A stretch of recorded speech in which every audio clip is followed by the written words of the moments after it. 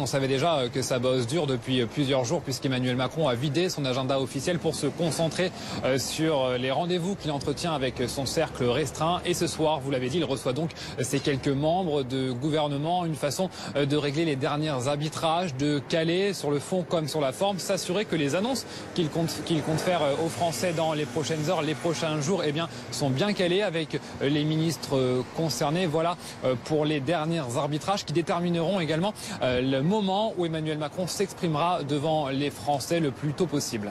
Et Loïc, vous avez quelques pistes sur ce que pourrait annoncer Emmanuel Macron?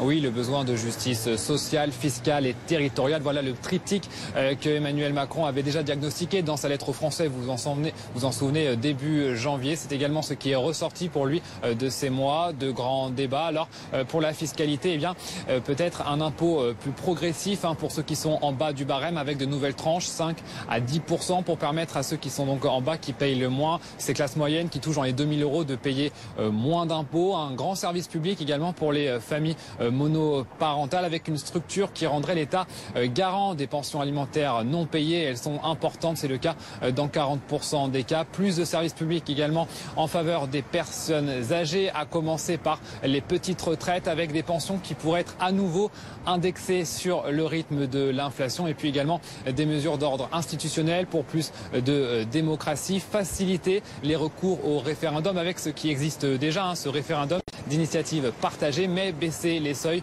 pour y avoir recours beaucoup plus facilement. Voilà pour vous dire que rien n'est encore complètement fixé. Ça bosse dur à l'Elysée. La porte-parole du gouvernement disait cette semaine que plus rien ne serait comme avant. C'est dire que l'attente des Français est importante.